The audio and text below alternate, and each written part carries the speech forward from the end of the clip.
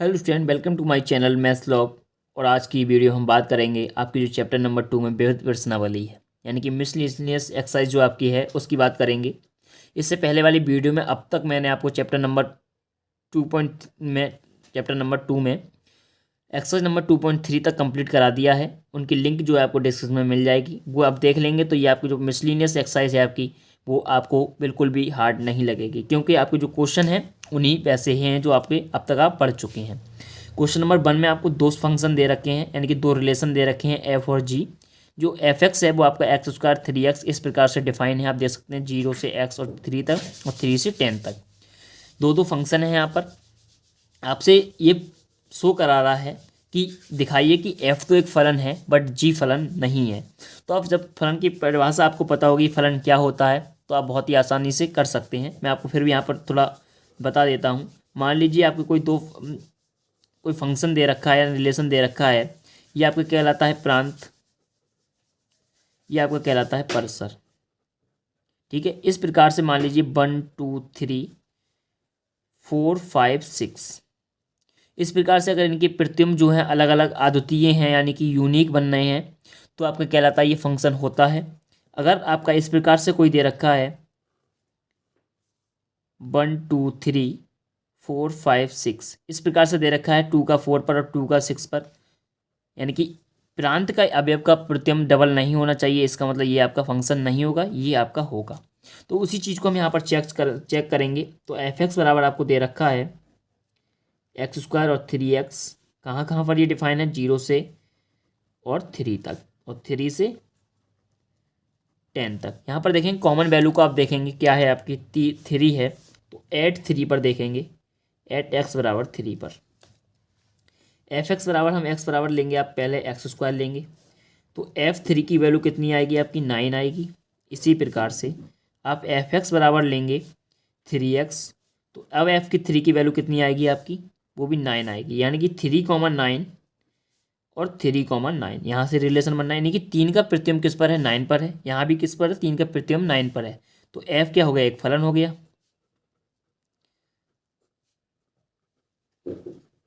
क्यों? क्योंकि जो इसका किससे डिफाइन होता है फंक्शन आपका प्रांत से, तो प्रांत का देखिए प्रतिबिंब अलग यूनिक बनना है, यानी कि प्रांत का प्रतिबिंब यूनिक बनना है, डबल नहीं बनना है। यहाँ भी 3 है, यहाँ भी 3 का 9 है, यहाँ भी 3 का 9 है। इसी प्रकार से आप जी एक्स को देखेंगे, जी एक्स बराबर आपको दे रखा है एक्स स्क्वायर और 3x, 0 से 2 तक और 2 से 10 तक। तो देखिए एट एक्स बराबर 2 पर देखेंगे, क्योंकि कॉमन वैल्यू आपकी क्या है, 2 है।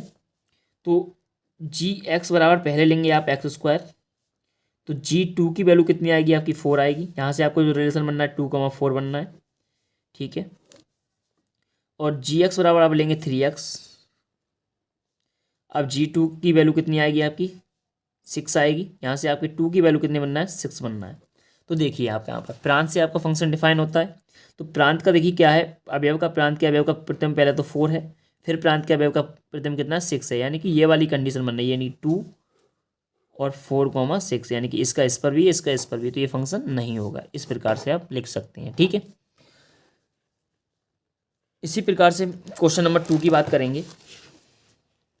क्वेश्चन नंबर 2 में आपको दे रखा है एफ एक्स बराबर एक्स स्क्वायर, तो एफ 1.1 माइनस एफ 1 और 1.1 माइनस 1। तो सबसे पहले आपको देखिए जो फंक्शन दे रखा है उससे वैल्यू किसकी फाइंड करनी है, एफ एक्स बराबर आपको दे रखा है एक्स स्क्वायर, सबसे पहले आपको एट एक्स बराबर 1.1, तो एफ 1.1 की वैल्यू जो आपकी निकल के आएगी, वो आप यहाँ पर इसके स्क्वायर करेंगे तो निकल आएगी, यानी कि 1.1 का स्क्वायर, ठीक है, यानी कितना आएगा 1.21, ठीक है। इसी प्रकार से एफ 1 की वैल्यू कितनी आएगी आपकी, 1 आएगी। अब रख दीजिए इसमें F 1.1 minus F 1 upon 1.1 minus 1 कितना आएगा, एफ 1.21 है, माइनस 1 है आपकी, और कितनी है इसकी 0.1 बचेगा आपका। तो देखिए कितना बचेगा, 0.21 अपॉन 1.1 कितना आएगा, 21 अपॉन 10, इसकी वैल्यू कितनी हो जाएगी आपकी 2.1। इस प्रकार से आप लिख सकते हैं। ठीक है, पहले आपको 1.1 पे वैल्यू फाइंड करनी है, फिर 1 पर, फिर इसमें वैल्यू लगा देनी है। इसी प्रकार से क्वेश्चन नंबर 3 है आपका, f(x) बराबर x² + 2x + 1 x² - 8x + 12 का प्रांत ज्ञात कीजिए। इसका आपको क्या है, डोमेन फाइंड करना है। किसी फंक्शन का डोमेन कैसे फाइंड करेंगे, इसके लिए आपको क्या पता होना चाहिए, सबसे पहले इसके लिए इसकी रेंज पता होनी चाहिए। ठीक है, देखिए जो आपका फंक्शन है, फंक्शन कहाँ डिफाइन होता है, पहले तो आप ये बात ध्यान कर लीजिए, ये किसके लिए डिफाइन होगा, x = r के, यानी कि रियल नंबर पे ही डिफाइन होगा आपका। ठीक है,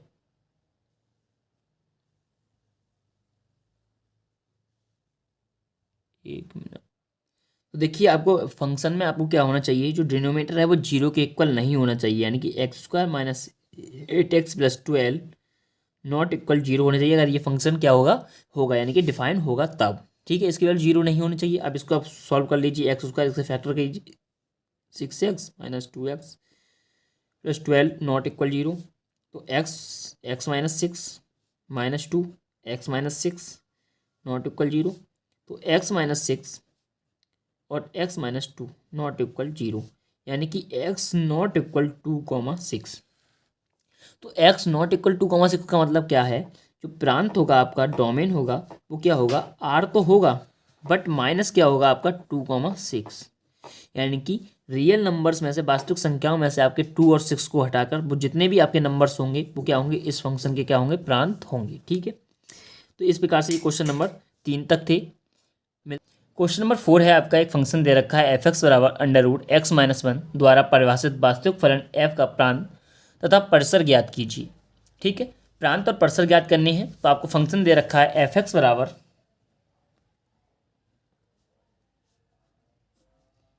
x - 1। ये फंक्शन देखिए कब परिभाषित होगा, जब x - 1 की वैल्यू या तो 0 हो या 0 से बड़ी हो। अगर 0 से छोटी होगी माइनस, तो ये रूट में क्या हो जाएगा, अपरिभाषित हो जाएगा, क्योंकि ये वास्तविक फलन नहीं होगा। फिर इसका मतलब यहाँ पर कंडीशन क्या है, फलन परिभाषित होगा यदि आपका क्या होगा, x - 1 ग्रेटर इक्वल 0 होगा। ठीक है, तो यहाँ से x की वैल्यू निकालेंगे, तो क्या x की वैल्यू क्या आएगी, ग्रेटर इक्वल 1 आएगी। जब ग्रेटर इक्वल 1 आ गई, इसका मतलब क्या हो गया आपका, देखिए आपका प्रांत क्या हो गया, प्रांत f का प्रांत क्या हो गया आपका, यहाँ से देखेंगे x की वैल्यू को तो प्रांत बोलते हैं, क्योंकि आपको पता है ये आपका क्या होता है x, और ये क्या होता है आपका y, यानी कि y और x, ये आपका डोमेन कहलाता है, ये आपकी रेंज कहलाती है, यानी कि ये प्रांत और ये परिसर, इसमें ही तो संबंध होता है आपका, इसे ही तो फंक्शन कहते हैं आप। ठीक है, तो f का प्रांत क्या हो गया आपका, देखिए 1 से बड़ा है और इक्वल है, यानी कि मतलब बड़ा ब्रैकेट आएगा, यानी कि क्लोज ब्रैकेट आएगा, कॉमा, कहाँ तक 1 से बड़ा है, कहीं भी जा सकता है, तो कितना, इनफाइनाइट तक। ठीक है, तो इस प्रकार से ये आपका क्या होगा, आंसर होगा, प्रांत हो जाएगा।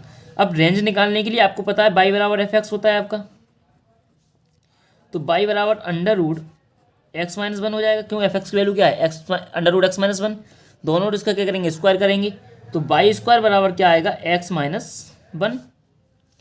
तो x की वैल्यू निकाली, यहाँ से x की वैल्यू आएगी y² + 1, बट हमें पता है क्या, x क्या है, ग्रेटर इक्वल 1 है, यहाँ से देखिए आप।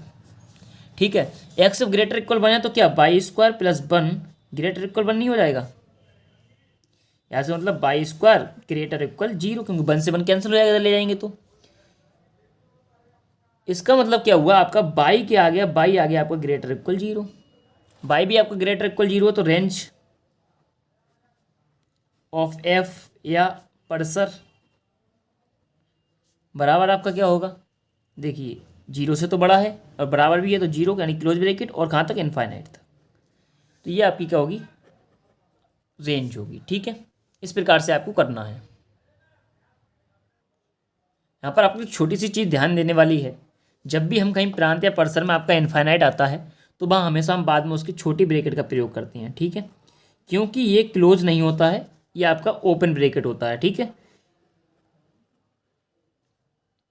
इस प्रकार से आपको भी ध्यान रखना, आप छोटी ब्रैकेट है आपकी ये वाली जो होती है। ठीक है, तो जहाँ भी इनफाइनाइट आएगा उसके, जब भी इधर आएगा तो इधर छोटी ब्रैकेट, इधर आएगा तो इधर, यानी कि ये ओपन ब्रैकेट का साइन होगा, यानी कि आपका छोटी ब्रैकेट को यूज करेंगे, क्योंकि यहाँ पर इक्वल का साइन नहीं होता, इनफाइनाइट से छोटा ही होगा हमेशा चीज़, ठीक है। इस प्रकार से आपको दिखाने हैं। तो इस प्रकार की क्वेश्चन नंबर 4 था। उम्मीद है आपको क्वेश्चन नंबर 4 समझ में आया होगा। समझ में आया तो वीडियो को लाइक करें और चैनल को सब्सक्राइब करना ना भूलें। धन्यवाद। आज की वीडियो में इसमें एक फंक्शन दे रखा है f(x) बराबर मॉड x-1 द्वारा परिभाषित फलन f का प्रांत तथा परिसर ज्ञात करना है। इससे पिछली बार क्वेश्चन में भी हमने प्रांत और परिसर ज्ञात किए थे, वहाँ आपका फंक्शन अलग टाइप का था, यहाँ आपका मॉड वाला फंक्शन है, ठीक है।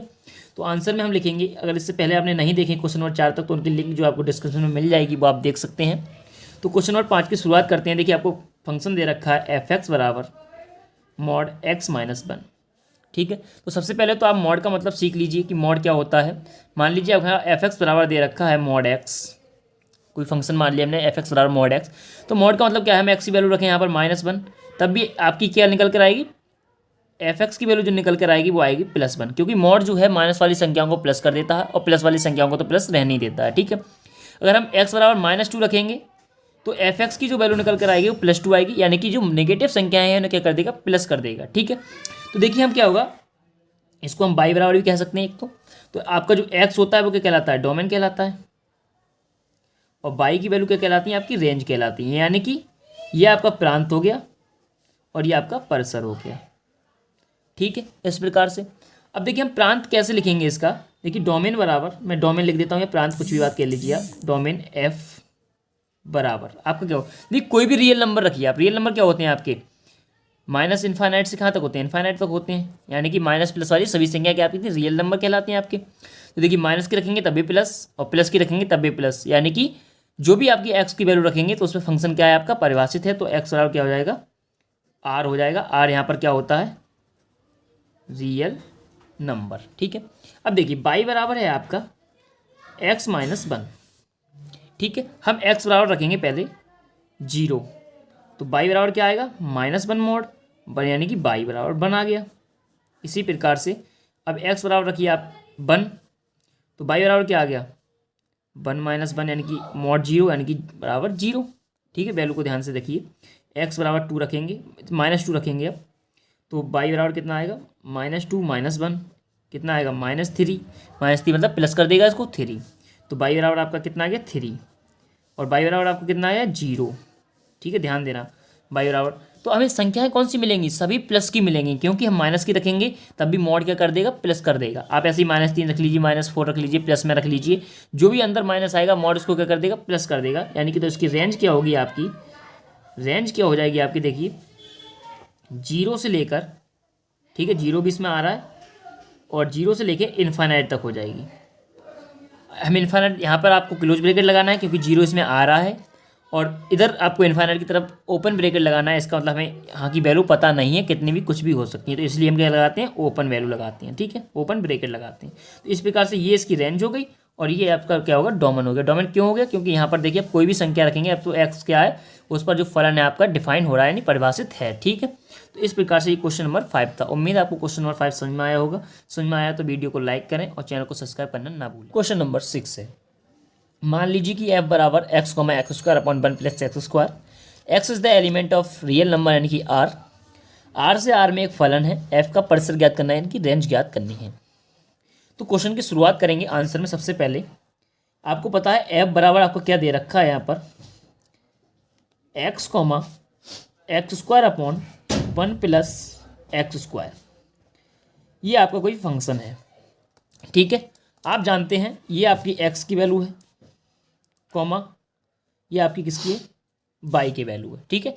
और हम लिखते हैं y बराबर f(x), क्योंकि फंक्शन आपका किस में है, x में है, तो आप लिख सकते हैं कि y बराबर x² अपॉन 1 + x², ये लिख सकते हैं। अब जो y की वैल्यू आएगी वही आपकी कहलाएगी रेंज, कहलाएगी उसका परिसर कहलाएगी, ठीक है। जब भी आपका देखिए क्या होता है, ये आपका किस में है, न्यूमिनेटर अपॉन किस में, डिनोमिनेटर में, ठीक है। तो डिनोमिनेटर और न्यूमिनेटर में देखिए क्या है, यहाँ पर ऊपर है x², नीचे है 1 + x², यानी कि नीचे क्या है, बड़ी संख्या है, क्योंकि 1 उसमें x² में क्या हो रहा है, ऐड हो रहा है, ठीक है। इस प्रकार समझिए कि y की अगर वैल्यू आपकी 5/6 है, ठीक है, तो y हमेशा किससे लेस देन 1 होगा, क्योंकि जब आप उसको डिवाइड करेंगे तो आप देख सकते हैं कितना होगा, 1 से छोटी आएगी y की वैल्यू, ये आपको हमेशा आएगी, ठीक है। इसी प्रकार से यहाँ पर तो हम लिख सकते हैं, देखिए एक्स की वैल्यू 0 रखेंगे तो बाई की वैल्यू कितनी आएगी, बाई बराबर आपकी आएगी 0 और 0 आएगी। ठीक है, अगर हम बाई बराबर प्लस माइनस 1 रखेंगे, रखिए आप बाई बराबर 1 रखना है, 1 का स्क्वायर प्लस 1 और 1 और 1 का स्क्वायर प्लस 1 यानी कि 1/2। ये भी क्या है आपकी 1 से छोटी यानी कितनी आएगी, बाई बराबर आएगी आपकी 1/2। इसी प्रकार से आप रख सकते हैं -1, तब -1 का स्क्वायर करेंगे तब भी क्या आएगा, +1 आएगा, तो उसकी वैल्यू कितनी आएगी 1/2। इसी प्रकार से +-2 की वैल्यू कितनी आएगी, बाई बराबर 2 का स्क्वायर यानी कि 4/1 + 4 यानी कि 4/5। ये भी आपकी 1 से छोटी है तो ये कितनी आएगी, बाई बराबर आएगी 4/5। तो इस प्रकार से हम रेंज कैसे लिखेंगे, तो रेंज आपको लिखेंगे रेंज ऑफ एफ बराबर, ठीक है, कैसे, 0 से, देखिए 0 पे आ रही है और कितना 1 से, लेकिन देखो 1 तो इसमें क्या है, इंक्लूडेड है, यानी कि 0 बाई की वैल्यू पे 0 तो आ रही है, तो इसका मतलब इधर लगाएंगे क्लोज ब्रैकेट और इधर लगाएंगे ओपन ब्रैकेट। ठीक है, तो ये इसकी क्या कहलाएगी, रेंज ऑफ एफ कहलाएगी 0,1। ठीक है, यहाँ पर आपको पता है कि बाई की वैल्यू 0 क्यों कम है, क्योंकि देखिए डिनोमीटर आपका छोटा है, सॉरी डिनोमीटर आपका बड़ा है, डिनोमिनेटर क्या है, छोटा है, तो इसको जब इससे डिवाइड करेंगे तो क्या आएगी, बाई की वैल्यू 1 से छोटी आएगी। जैसे इसका मतलब निकाल ली तो कितना आएगा 0.5, 0.5 इससे 1 से छोटी है इसलिए। ठीक है, उम्मीद है आपको ये क्वेश्चन समझ में आया होगा। तो क्वेश्चन नंबर 7 में आपको क्या पूछा है कि मान लीजिए एफ जी R2R एक फंक्शन है, यानी कि रियल नंबर से रियल नंबर में कोई फंक्शन है।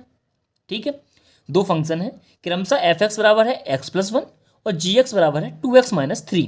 ठीक है, तो आपको f+g, f-g, f/g निकालना है। तो देखिए सबसे पहले तो आपको एफ बराबर क्या है, x+1 है और जी बराबर आपका क्या है 2x-3 है। ये दोनों चीज़ आपको दे रखी हैं। f+g का फॉर्मूला क्या होता है आपका, fx + gx बराबर fx की वैल्यू कितनी है x+1 + 2x-3। ठीक है, जो आपकी वैल्यू जुड़ रही हैं उन्हें जोड़ देना है, जो ऐड हो रही हैं, तो 2x और x कितना होगा 3x और -3 में से प्लस बन गया तो -2। तो ये आपका f+g हो गया। इसी प्रकार से आपका f-g यानी कि fx - gx, तो x+1 - 2x-3, ये आपको हो गई x+1 - 2x और साइन चेंज हो जाएगा तो +3, ये आपको हो गई -x + 4। देखिए अब आपको f/g निकालना है, तो इसका मतलब क्या होगा fx/gx। ठीक है, इक्वल टू आपको लिख सकते हैं यहाँ पर x+1 / 2x-3। ठीक है, यहाँ पर एक कंडीशन है आपकी कि जो आपकी जो डिनोमीटर है यानी कि gx जो होना चाहिए, gx does not equal to 0 होना चाहिए। क्या आप बात जानते हैं? तो इसका मतलब क्या हुआ 2x-3 नॉट इक्वल 0। x की वैल्यू फाइंड करेंगे, 2x बराबर not equal 3, x not equal कितना 3/2। हमारा जो फंक्शन था आप देख सकते हैं r से r में था, लेकिन x क्या होना चाहिए 3/2, यानी कि हम कह सकते हैं x is the element of क्या होगा r माइनस रियल नंबर में से हम कितने को हटा दें 3/2 को। ये x की वैल्यू हो गई, x की वैल्यू 3/2 हो गई, तो इसका मतलब क्या होगा ये 0 हो जाएगा, 0 हो जाएगा तो ये डिफाइन नहीं होगा यहाँ पर। इस प्रकार से आपको करने थे f+g यानी कि fx + gx, f-g यानी कि fx - gx और f/g बराबर fx/gx। इस प्रकार से आपके एलिमेंट होंगे। यहाँ तो आपको दोनों देख सकते हैं, x is the element of r ही होगा, यहाँ भी x is the element of r होगा। ठीक है, कुछ भी रख दें x की वैल्यू, वही आपकी वैल्यू वहाँ पर आएगी। तो इस प्रकार से ये आपको क्वेश्चन नंबर 7 था। उम्मीद है आपको क्वेश्चन नंबर 7 समझ में आया होगा। समझ में आया है तो चैनल को सब्सक्राइब करना ना भूलें। मान लीजिए कि f बराबर आपको कोई फंक्शन दे रखा है, इसमें आपको दो रिलेशन दे रखे हैं, कई 1 2 3 4 पार्ट दे रखे हैं। z से z में एक संबंध है, fx बराबर ax + b है। ठीक है, fx बराबर ax + b है, a और b को ज्ञात करना है। ठीक है, तो सबसे पहली बात f जो है आपका z से z में एक फंक्शन है, मतलब पूर्णांक से पूर्णांक में एक फंक्शन है। ठीक है, तो आंसर की बात करेंगे हम, आंसर कैसे इसको a और b फाइंड करेंगे। सबसे पहले आपको दे रखा है fx बराबर ax + b। ठीक है, और दूसरी चीज़ वहाँ पे काफ़ी इंपॉर्टेंट है कि जो आपको फंक्शन दे रखा है fx बराबर, ये आपका क्या होता है x और ये होता है आपकी y। ठीक है, यानी कि हम बोलें जो F1 पर आपकी वैल्यू है Fx की वो कितनी है, 1 है। F2 पर जो वैल्यू है वो आपकी 3 है। F0 पर जो वैल्यू है वो आपकी -1 है। और F-1 पर जो वैल्यू है Fx की वो कितनी है आपकी -3 है। यानी कि ये x की वैल्यू है और ये आपकी किसकी फंक्शन की वैल्यू है, ठीक है, यानी कि y की वैल्यू है, ठीक है। तो ax प्लस बी बराबर, अब हम मानेंगे x बराबर हम रखेंगे यहाँ पर 1। क्या रखेंगे, x बराबर आप यहाँ पर 1 रखेंगे तो देखिए क्या होगा आपका x बराबर 1। जब आप x बराबर 1 रखेंगे तो आपको निकलेगा यहाँ पर निकलेगा F1, x की वैल्यू 1 तो a प्लस बी। F1 की वैल्यू आपकी कितनी है, 1 है, तो a प्लस बी बराबर आपका कितना आ गया, 1 आ गया। इसे इक्वेशन नंबर 1 दे दीजिए। इसी प्रकार से आप x रखेंगे, x बराबर 2, x बराबर 2 रखेंगे तो F2 की वैल्यू कितनी आएगी, 2a प्लस बी। F2 की वैल्यू है कितनी, 3, तो 2a प्लस बी की वैल्यू कितनी आ गई आपकी 3। इससे इक्वेशन 2 दे दीजिए, ठीक है। अब आप रखेंगे x बराबर 0, x बराबर 0 तो F0 बराबर b, क्योंकि ax यानी कि 0 से मल्टीप्लाई करेंगे तो 0, यानी कि F0 बराबर b। F0 की वैल्यू कितनी आ गई, -1, तो b बराबर आपका आ गया -1। अब b बराबर आपका -1 आ गया तो आप यहाँ पर रख सकते हैं फ्रॉम इक्वेशन फर्स्ट,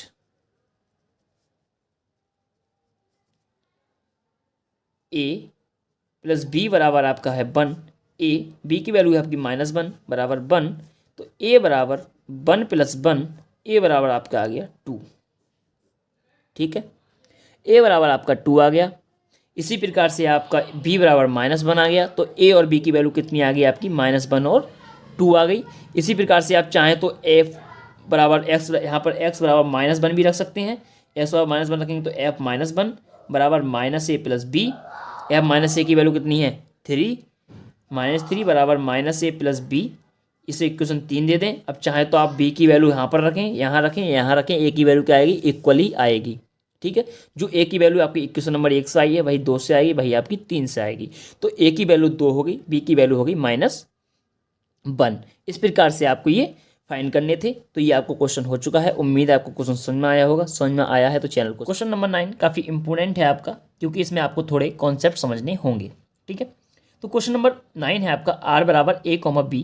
इस प्रकार है कि a और b किसके नेचुरल एलिमेंट है, आपके नेचुरल नंबर है, और a बराबर है b स्क्वायर के। ये बहुत ध्यान देने वाली बात है कि आपका जो a बराबर है b स्क्वायर के द्वारा परिभाषित n से n में एक फलन है, संबंध है, सॉरी, और क्या निम्नलिखित कथन सत्य है। यहाँ पर 3 आपको फॉर्म पार्ट दे रखे हैं, ये आपको बताने हैं सत्य हैं या असत्य हैं, और असत्य हैं तो क्यों हैं। देखिए a, is the element of r, सभी a is the element of n के लिए सत्य है या असत्य। तो इसकी आपको देखिए क्या करना होगा। आपको पता है a, है, यानी कि आपका क्या हो गया, यहाँ से a बराबर हो गया आपका b स्क्वायर। इसका मतलब हो गया अब यहाँ पर a, है, यानी कि a बराबर हो गया आपका a स्क्वायर। तो देखिए आप जब 1 रखेंगे a की वैल्यू तो 1 बराबर तो 1 आएगा, ठीक है। लेकिन आप 2 रखेंगे तो 2 बराबर आपका 4 आएगा। तो ये कंडीशन आपकी सेटिस्फाई नहीं हो रही, क्योंकि ये क्या होना चाहिए, a स्क्वायर बराबर होना चाहिए किसके, b बराबर के, और यहाँ पर क्या होना चाहिए, a होना चाहिए। तो यहाँ पर ये आपकी कंडीशन सेटिस्फाई नहीं हो रही है। केवल a बराबर 1 के लिए सत्य है, ये किसकी, a बराबर 1 के लिए तो सत्य है आपकी, तो ये क्या हो जाएगा, असत्य हो जाएगा, ठीक है। असत्य क्यों हो जाएगा, क्योंकि कंडीशन केवल a बराबर 1 के लिए सेटिस्फाई हो रही है, ना कि और वैल्यू के लिए। a की वैल्यू तो नेचुरल नंबर है ना, तो 1, 2, 3 कुछ भी हो सकती हैं, लेकिन उनके लिए कंडीशन सेटिस्फाई यहाँ पर नहीं हो रही, ठीक है। इसी प्रकार से आपका ये क्वेश्चन नंबर 2 है इसमें part, a, b is the element of r का तात्पर्य है कि b, a is the element of r, यानी कि a और b जो एलिमेंट है वो r के हैं। इसका मतलब ये हुआ कि उनका रिवर्स कर दें b, a, तो वे भी किसके एलिमेंट होंगे, r के होंगे। तो ये आपका असत्य है या सत्य, इसकी अभी पहचान करेंगे। देखिए यहाँ से अब हम संबंध निकालें तो आपका आएगा a बराबर b स्क्वायर, ये आपको दे रखा है a, b के लिए। अगर b, a का निकालें तो b बराबर आपका आएगा a स्क्वायर, ठीक है। इसे इक्वेशन फर्स्ट दे दीजिए, इसे इक्वेशन सेकंड दे दीजिए। तो जब a बराबर b स्क्वायर है और b बराबर a स्क्वायर है तो ये आपका क्या आएगा, देखिए a into B square, sorry a into a square बराबर b इंटू बी स्क्वायर, यानी कि आपका आ गया a क्यूब बराबर b क्यूब। अब ये कंडीशन कब बराबर होगी, जब ए बराबर होगा किसके, बी के। ए बराबर बी के होगा तभी तो ये कंडीशन सेटिस्फाई होगी। तो ये ए बराबर बी पर तो सेटिस्फाई है, सत्य है ये, लेकिन अगर ओवरऑल देखा जाए तो क्या होगा, ये असत्य होगा कथन। ठीक है, ए बराबर बी पर क्या है, ये सेटिस्फाई हो रहा है, बाकी किसी कंडीशन पर नहीं होगा। यानी कि ए बराबर बन लें और बी बराबर भी आप बन लें तब तो ये सेटिस्फाई है, वरना किसी कंडीशन सेटिस्फाई नहीं होगा। ठीक है, इसी प्रकार से आपको क्वेश्चन नंबर 3 है, इसमें A comma B is the element of R, B comma C is the element of R का तात्पर्य है कि A comma C is the element of R. ठीक है, तो देखिए हमने मान लिया ए बराबर 16 मान लिया हमने, बी बराबर 4 माना और सी बराबर हमने माना 2। तो यहां से क्या मतलब हुआ, 16,4 और 4,2। तो यहाँ से 16 बराबर 4 आएगा आपका, यहाँ से 4 बराबर कितना आएगा, 2 का स्क्वायर। ठीक है, यानी कि ये स्क्वायर तो लिखा है लेकिन क्या होगा, यहाँ 16 बराबर नॉट इक्वल किसके है, 2 के स्क्वायर के है। ठीक है, तो ये क्या हो गया, असत्य हो गया, ये आपका कथन क्या होगा, असत्य होगा। ठीक है, क्योंकि आपका देखिए ए कॉमा सी, यानी कि ए आपका कितना होगा 16 और सी कितना होगा 4, 2 का स्क्वायर कितना होगा 4, तो ये कैसे इक्वल नहीं होंगे आपस में। जब ये आपस में इक्वल नहीं होंगे तो ये कथन कैसा हो जाएगा, आपका असत्य हो जाएगा। ठीक है, तो क्वेश्चन नंबर 10 में आपका क्या है, मान लीजिए कि ए बराबर आपका दे रखा है 1 2 3 4, बी बराबर दे रखा है 1 5 9 11 15 16, यानी कि 1 5 9 11 15 16। एक फंक्शन दे रखा है एफ बराबर 1,5 2,9, युग्म में दे रखा है पेयर में 3,1 4,5 2,11। क्या निम्नलिखित कथन सत्य हैं। दो आपको यहाँ पर स्टेटमेंट दे रखे हैं, एफ ए से बी में एक संबंध है, एफ ए से बी में एक फलन है। ठीक है, तो ये आपकी विविध प्रश्नावली है। विविध प्रश्नावली का मतलब आप जानते हैं, आपको जो पूरा चैप्टर है उससे रिलेटेड जो आप पीछे पढ़ चुके हैं उनका आपका क्या होता है, यहाँ पर मिश्रण होता है, मिक्सचर यानी कि क्वेश्चंस का होता है। ठीक है, तो आप जानते हैं संबंध क्या होता है, फलन क्या होता है, तो आप इसको बहुत ही आसानी से कर सकते हैं।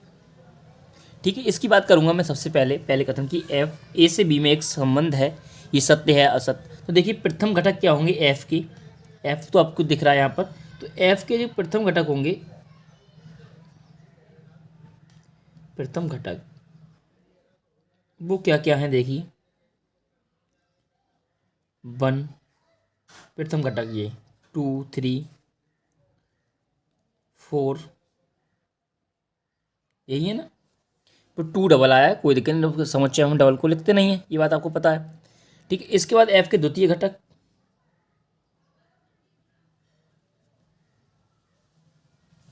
वो आपके क्या हैं 5 9 1 11। तो देखिए ये क्या है आपके ए हैं, ये आपके क्या है बी हैं, तो ए से बी में ही तो संबंध बनना है, तो यानी कि ये क्या है सत्य है, आपका सत्य है ये कथन। ठीक है, क्यों, क्योंकि आप देख रहे हैं यहाँ पर कि प्रथम घटक का जो है ए का जो संबंध है बी से है, क्योंकि 1 का 5 से है, 2 का 9 से है, 3 का 1 से है, 4 का 11 से है और 2 का भी किससे 11 से है। ठीक है, अब बात करेंगे हम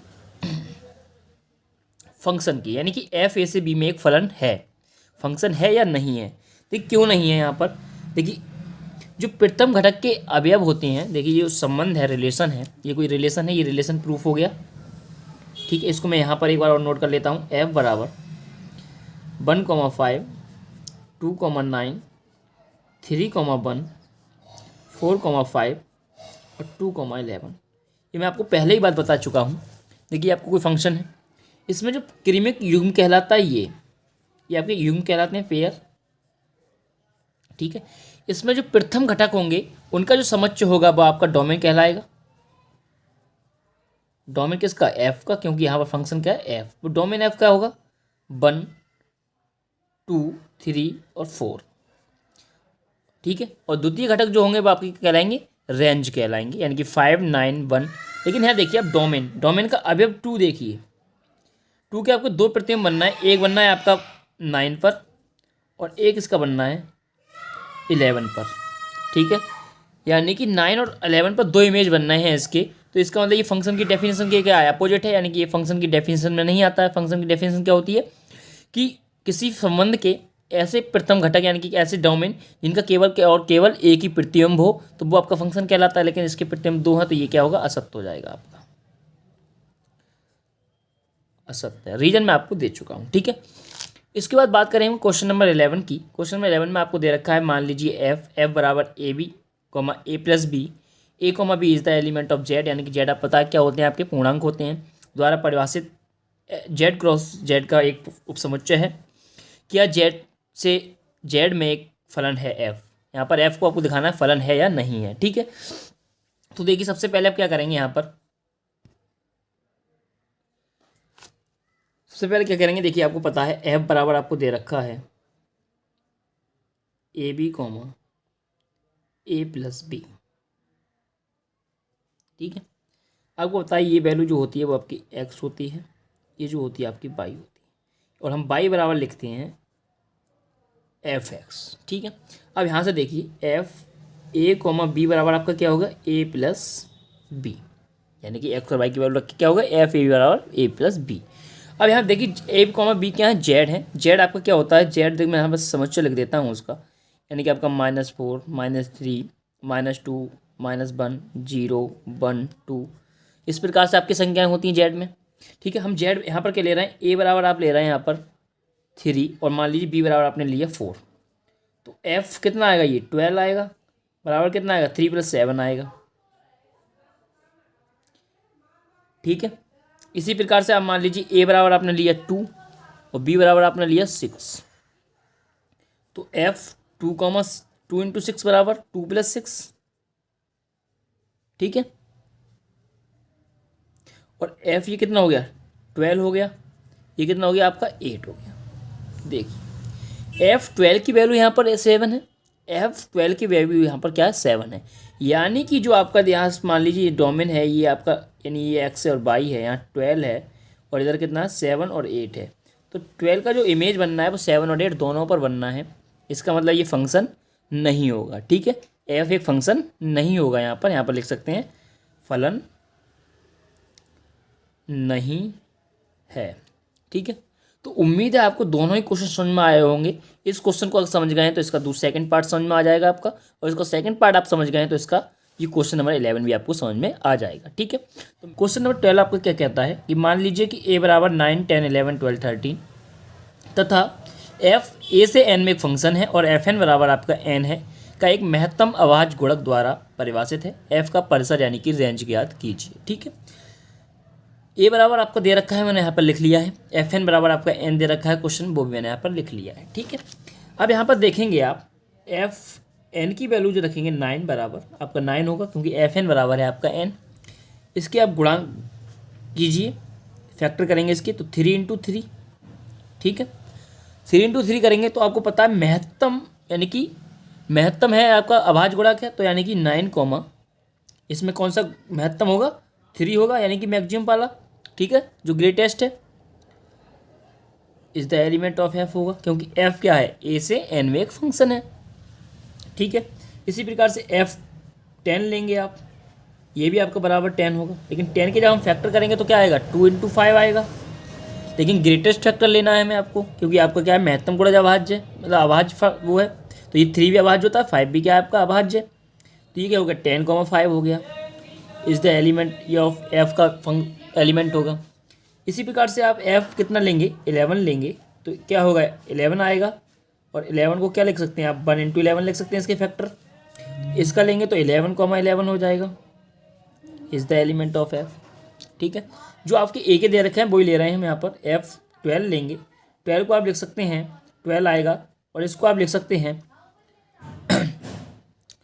2 × 3, यहाँ पर देखिए मैक्सिमम क्या होगा आपका, वो होगा 12, 3 होगा, is the element of F. अब इसको आप ये भी लिख सकते थे 4 × 3, तो मैक्सिमम क्या होता, 4 होता, 4 की ही संख्या है लेकिन भाज्य है, बात किसकी हो रही है, अभाज्य गुणक की, ठीक है, इसलिए हमने 12, 3 लिया यहाँ पर। ऐसे ही आप 13 लिख सकते हैं, तो ऐसे ही आप 13 का देखेंगे तो 13 को क्या करेंगे फैक्टर्स के 1 × 13, तो ग्रेटेस्ट फैक्टर देखना है इसका, तो 13, 13, ठीक है। तो हमारा जो फंक्शन बना एफ वो क्या बन गया, 9,3, 10,5, 11,11, 12,3 और 13,13। ठीक है, तो जो आपके पहले घटक होते हैं वो आपके क्या कहलाते हैं, डोमेन कहलाते हैं।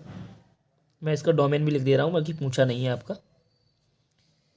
9, 10, 11, 12, 13 यानी कि ए होगा। और रेंज की बात करें हम इसकी, तो सेकंड घटक कहलाते हैं 3, 5, 11, 13। 3 डबल नहीं आएगा। ठीक है, तो ये आपकी क्या कहलाएगी, रेंज कहलाएगी। उम्मीद है आपको ये क्वेश्चन समझ में आया होगा। तो आपका चैप्टर नंबर 2 कंप्लीट होता है यहाँ पर। और ऐसे ही आगे चैप्टर की वीडियो पाने के लिए चैनल को सब्सक्राइब कर लें। वीडियो पसंद आई हो, क्वेश्चन समझ में आए हो तो चैनल को लाइक करना ना भूलें और वीडियो को लाइक भी कर दें। धन्यवाद।